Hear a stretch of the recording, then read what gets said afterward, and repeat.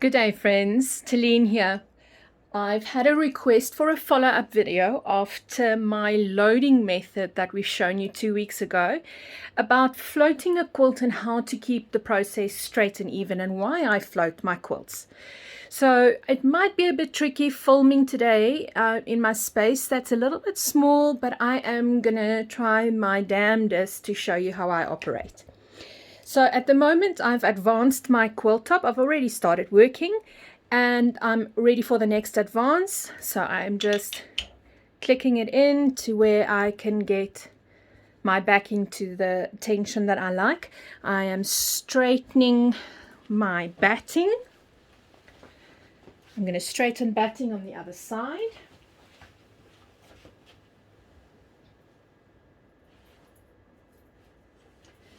Now everything batting and quilt top is hanging inside the hammock at the bottom of the frame.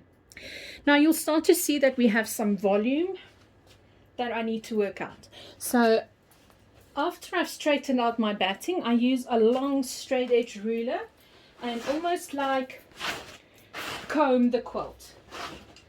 So making sure everything lies nice and flat. But you would have seen that I didn't comb right here on the border edge because I've already seen that I have a potential volume issue.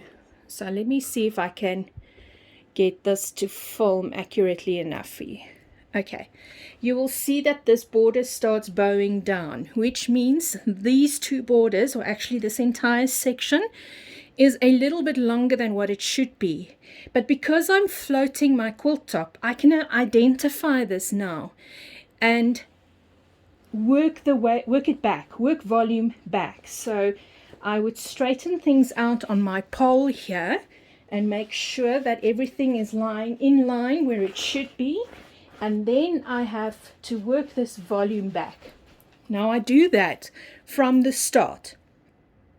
Identify the problem, work the volume in from the start so that you don't end up with a huge amount of volume at the bottom of your quilt and you need to work away those borders. So this section I will just fluff out and ease out like this, and I will baste the side but from the bottom, working my way up with a long stitch. I use a 6 stitch length so that it's nice and long stitches, and I do a little bit, and I will include the little bit of a video slice on how I do this. I stitch a little bit, move my machine, stitch a little bit, move my machine in order to eat up all of this volume and ease it in, and then I'll have a nice flat surface to quilt. I'm going to do the same on the other side, and then I eyeball. I am just an eyeball girl, okay? I will look at my borders here.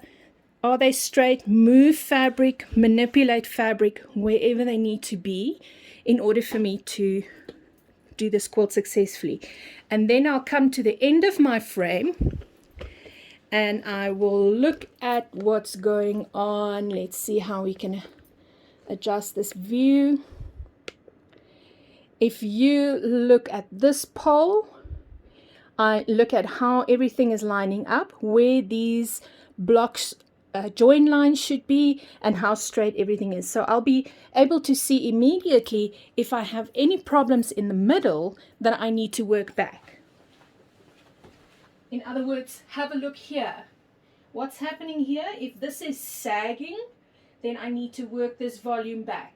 If this is pulling up, I need to work the volume back here and be able to pull down.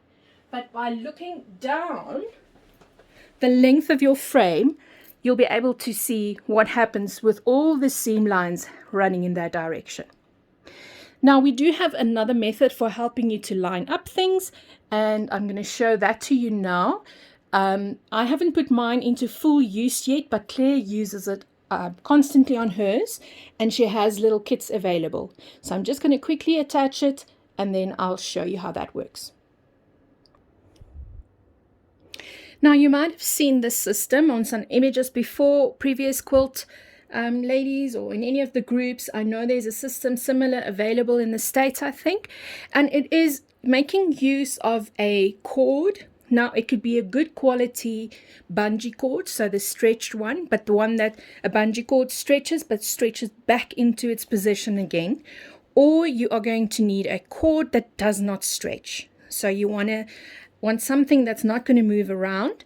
And then we use these toggles that you would typically use like on the tracksuit, cording or shorts, any type of jacket, toggles that you can buy at your haberdashery store, your fabric store. And they attach to your cord. And now you can move these toggles to line up with certain seam lines. And as you advance and work through your quilt, you constantly keep an eye on seam lines that should line up with your toggles. And I would use the center line of the toggle, and you can even use a Sharpie and just highlight that center line so that you know what reference point you are using, because the toggles are, it's got a body to it. It's a bit fat. So typically, I think I have got something like 8 toggles loaded on mine. You could have more, you could have less, just depending on your need. But I would say, for a quilt this size and of this structure, probably 8 would be the thing. And I would line up the end border and then give myself guidelines of different borders and center blocks to help me keep things straight. We don't really need one at the top, because if you've lined it up at the bottom, everything will stay at the top since you're advancing and you've already stitched down here. Now, the installation of this fancy system would be with a nice piece of fat Velcro, a nice broad Velcro that you'd just be able to stick to the end of your frame, and your cord attaches to the Velcro with the ends on top.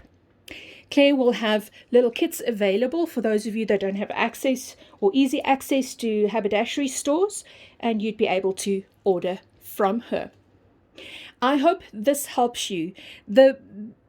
Just to recap, the benefit for me of floating a quilt top is because I can identify any voluminous areas ahead of time. The way the quilt hangs, I can see what's going on, and I can start working in that volume from the beginning and don't have a surprise waiting for me at the end of the quilt.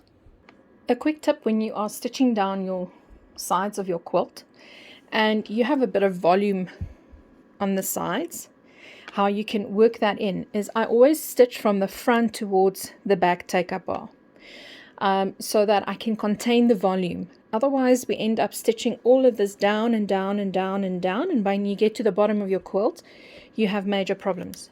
So when I have an issue like that, I bring my stitch length down to 6 or 7 stitches per inch, and I use a ruler, straight edge ruler. And I always place my ruler on the quilt side. So when I'm basting down the other side of the quilt, my ruler will sit on this side of my foot, on the right hand side.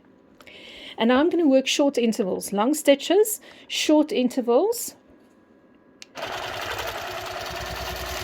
And then before I carry on, I actually pull my machine. Did you see that movement?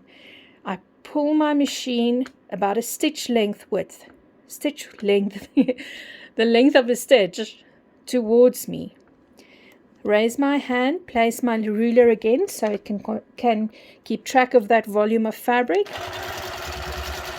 Stitch on, stop, lift my hand, contain the fabric, pull my machine 1 stitch length towards me. Lift, place fabric with ruler, pull machine 1 stitch towards me. Lift, place, complete. And that way you'd be able to ease in any volume that you might have, and also complete your side basting without any puckers or pleats. I hope this tip helps you.